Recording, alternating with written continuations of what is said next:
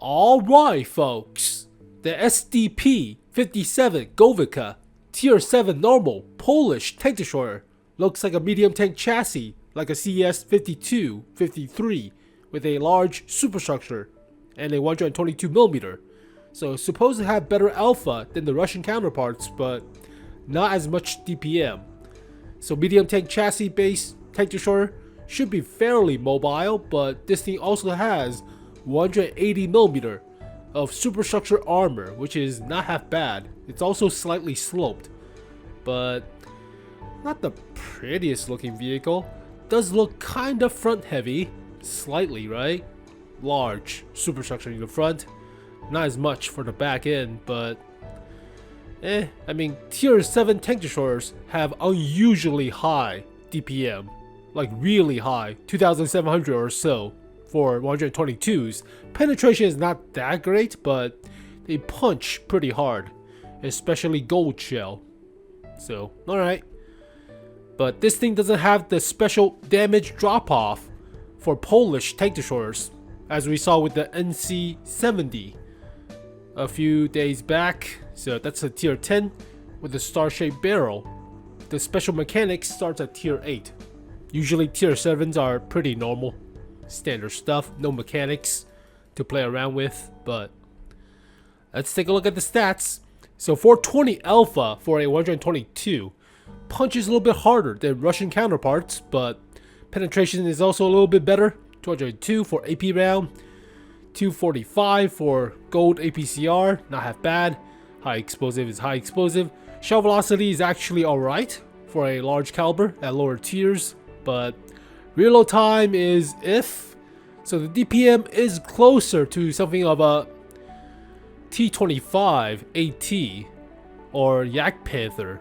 So not like the SU-152 mounting the 122 or the SU-122-44 or the ISU-122 doesn't have as much DPM. Those things have crazy DPM at Tier 7s. But aim time is actually alright. Accuracy could be better. It's fine, I guess. 7 degrees gun depression, surprising, but that's also not half bad. Usually it's about 5 degrees. 15 degrees of elevation, that's fine. Gun traverse speed, moving about in the socket, it's okay. 40 rounds, that's also decent. 4-man crew, usually there are 2 loaders, but that's also fine. Hull traverse speed, horsepower per ton ratio, seems like a fat medium tank. It's still a little bit more mobile than the KV chassis for the SU-152, right? So not as much as the SU-122-44 though. Does go to 50 km/h top speed, so that's nice. Reverse might be a little bit slow, but 180 at the hull front or superstructure front, so likely only the superstructure, not the upper plate or lower plate, like with the Chinese tank destroyers. 50 at the sides, garbage. 40 at the rear. View range, crap. 350. Radio is standard. Health, average-ish, about fine for 850 health. But it's a tech tree vehicle, so you don't get the 122 right away. You play with a stock gun, which is the 85mm. Long barrel 85, but crew of 4. It's a support tank destroyer. Okay.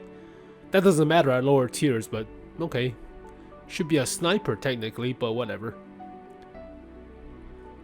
Shell velocity for 85mm is okay, but alpha damage for a tank destroyer is crap. So this is a medium tank gun at Tier 5 or Tier 6. So not the best of a stock gun, but there are actually 2 upgrades to this gun. One is a 100mm, one is the top gun, the 122, but the intermediate 100mm is kinda crap.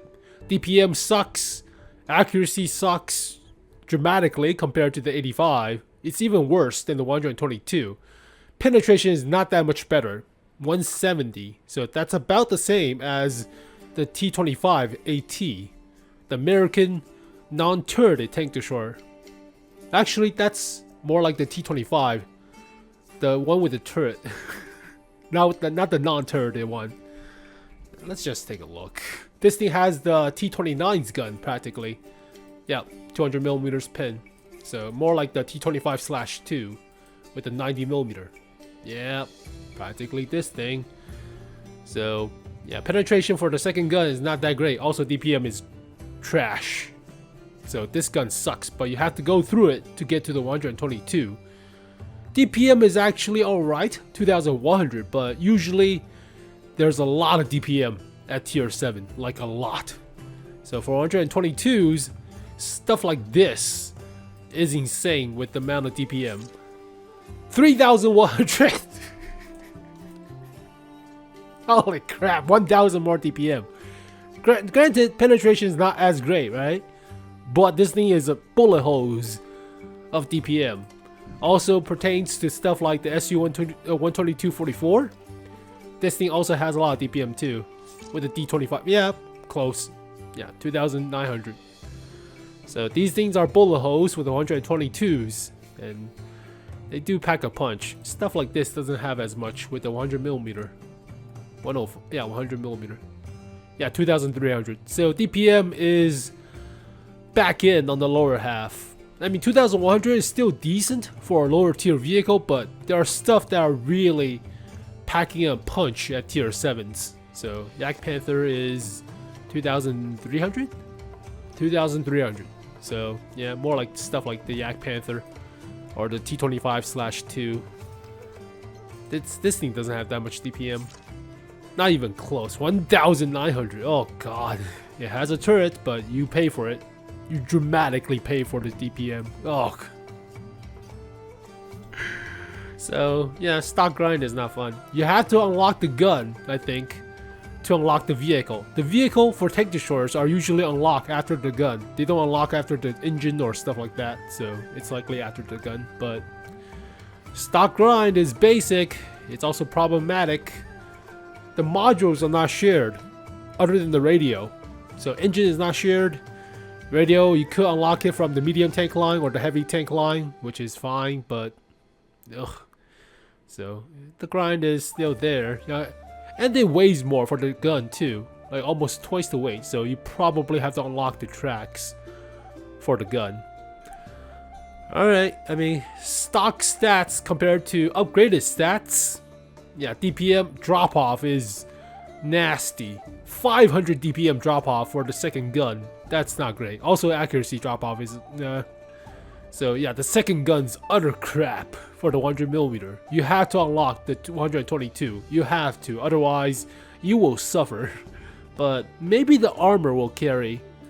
It does weigh 50 tons. What the hell? That is surprising for a medium tank chassis, but likely everything goes towards the head. The superstructure is that heavy? Holy crap. I mean, you could technically ram. You have 180. But I doubt that pertains to the hull armor. It's more likely for the superstructure. Yeah, hull armor is usually about 90-ish. Or 75, maybe 80. So I wouldn't expect to be too thick, but tracks gives you better traverse. And camo, it's object on 40-ish, so good end on a medium tank, mostly, but not crazy, not really that crazy. And view range is under 350 and whatever. So support tank destroyer, but it plays. It could play like a medium range Chinese-esque of a tank destroyer, but based on the medium tank chassis, like with the T-34-2G GFT. That thing also has DPM, right? So this thing is also 122.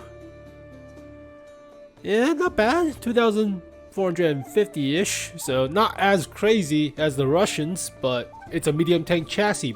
So a lot faster than the KV chassis, but then again, cannot compare with this thing. So why does the Russians have so much freaking DPM? Russian bias? Probably. It's a 122, but accuracy, this thing is a little bit more accurate. Yeah, it's a little bit more accurate. Definitely more accurate than the Russians, but it's about the mobility, but it's about the same horsepower per ton ratio as you would expect. However, for the SDP, it has the armor, 70 slope compared to 180. So Alright, let's take a look at average stats of Tier 7 tank destroyers, just to see how good they are. Tier 7 TDs. Yeah, DPM is that ISU-122S has a lot of freaking DPM. Like, this is not even funny. The Berlin version of the ISU. Even the normal version of the SU-152 with the 122 mounted. Lots of freaking DPM. Holy crap. So, yeah. It's about the same. 2,100. As the Cheeto with the 75mm. Ugh.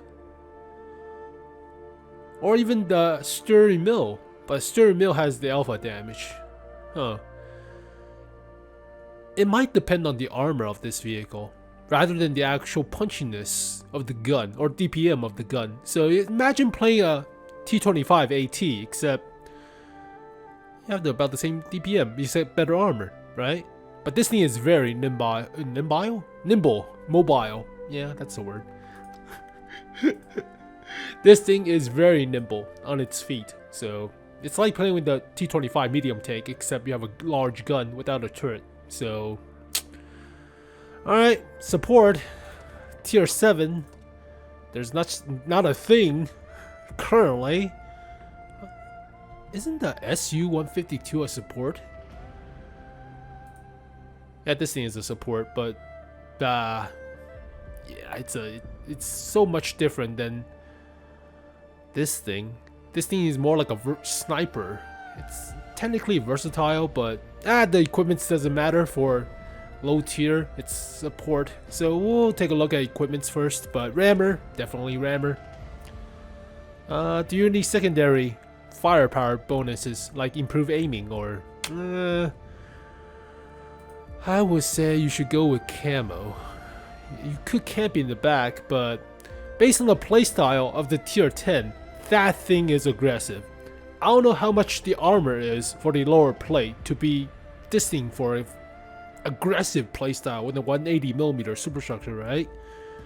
But you could put turbocharger if you want to go aggressive, as well as the improved aiming for accuracy buff. But if you're camping in the back, obviously binoculars and camouflage nets.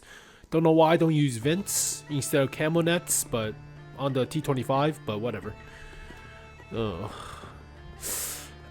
If only this thing has like 2,500 DPM, then this thing might be actually kind of capable, right? I mean, horsepower per ton ratio does seem about the same ballpark as something of a T-34-2G FT, right? Medium tank chassis with a 122, but yeah, rammer, possibly binoculars, maybe optics, and then vents. You camp in the back. I say you camp. You might as well just punch out some damage. You don't have that much DPM to go brawling. So I would say camp in the back. Be a little bit more like a versatile than actually assault or support. I say camp in the back. So rammer, optics, and possibly vents. Do I have that kind of setup for my Tier 7s? Like this thing? I have a toolbox for this thing. This thing is taking punches. Did I even camping this thing? Holy crap, I'm a camping bastard. Yeah, I just camp. Fuck it. Camp. Or you could play like the Italians with the Contracaros, but yeah, I would say just camp. Yeah, the accuracy on this thing is crap. I probably even improve aiming on this thing. So twice the buff to firepower, but yeah, the accuracy on the 122s are not great. So yeah, I would say camp. Fuck it, camp. Tank destroyer. You have the armor, but keep it at a distance from them shooting at your lower plate, right? Alright, field mods. It doesn't matter at low tier, so the first one's always been better. We already covered tank destroyers. The first one's always better than the second one. Terrain resistance is always better. Effective traverse goes up rather than the actual traverse, so go with the first one. Trust me on this one. Accuracy or aim time. It's actually rather fast to aim this gun. It's under 2 seconds, right? It's under 2 seconds. Give it better accuracy. 0.36 is okay accuracy for a 122 at low tier, so give it better accuracy. at the cost of aim time, but aim time is not that much. And concealment after firing or view range? No brainer, view range. Such a basic choice. Concealment after firing is 2.97. Doesn't matter. Give it better view range. How the hell would I rate this vehicle compared to other Tier 7s? It does have the armor, supposedly, than something of a T-35 AT, but the DPM is not as crazy as the Russian counterparts. But then again, you are a medium tank chassis. You have better horsepower per ton ratio than 13 and better top speed. It's close to this though, but this thing also has the DPM.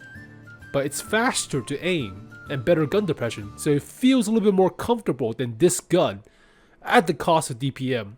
So better penetration, better alpha at the cost of DPM. I wouldn't say it's that bad. You don't have to fumble with the damage drop-off that's on the higher end of Polish tank destroyers, but it feels fine, I guess. DPM would be crazy if this thing would be like 2,500 DPM, right? It's already 2,200. So put a rammer on this, 2,500 or so. I say it's good. How good is it? Debatable, right? But it's not that bad. It's not that bad as a sniper. It's not that bad. Could be like a middle range support, tanking some of the hits when you're hauled down with the superstructure, right? Might the armor carry you? It might. And 𝗚cie𝗶𝗸 is not that tall, so not that many weak spots on top of the superstructure thing or turret thing, pseudo turret, it's superstructure thing. But 6.5? If only this thing would have like a little bit more DPM, like 2,500 DPM, then it'll be like 7, right? I say 6.5. It's not half bad. It doesn't have to work with the gimmick of the star-shaped barrel thing with the rifling, so yeah, the only downside is the DPM. Maybe some of the accuracy and view range, but I feel it's fine. 6.5 on a good day. There you go, folks. SDP-57 Gowika. So Polish tank destroyers starts at Tier 5 all the way through Tier 10. Only the fancy mechanics starts at Tier 8 as per usual, but it's shaping up alright. Shaping up to be a bunch of SU-122-44s at lower tier and then into Object 268 version number 4. A higher end, so aggressive playstyle, real aggressive, but yeah, this thing is aggressive. This thing you have to play a little bit more aggressive, like with the Chinese tank destroyers, like with the WZ-120 GFT, the Tier 8 premium. Chinese, like this thing is aggressive. You play this thing the same thing. You're aggressive, you move about with about the same horsepower per ton ratio. It could bounce a few shots if you manage it, but yeah, this thing is aggressive. It also has a lot of DPM too, though. So the same category as with medium tank chassis, 122s. You are sometimes aggressive. You could troll a few shots, but keep at a 200 meter, 300 meter distance. You're not face hugging all the time, but it's not half bad. Well, there you go, folks. As always, thank you guys for watching this video. Hopefully you guys enjoyed it. I'll see you guys next time. Peace.